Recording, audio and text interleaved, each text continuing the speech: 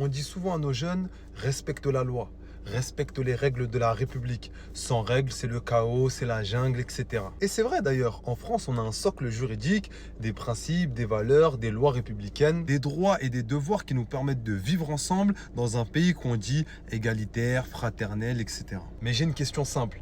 Comment veux-tu exiger de ta population qu'elle respecte les lois quand la plus haute autorité de l'État ne les respecte même pas elle-même? Quand les autorités françaises parlent de droits humains, de valeurs, de civilisation, mais boycottent les institutions qu'elles prétendent défendre? Quand un président de la République foule aux pieds les décisions de la Cour internationale de justice, comment veux-tu être crédible derrière? Vous êtes censé être les gardiens de la loi. Vous êtes censé donner l'exemple. Mais aujourd'hui, ce que vous montrez, c'est que la loi n'est qu'une option. Et que la morale, c'est un drapeau qu'on agite que quand ça nous arrange. Alors ne vous étonnez pas.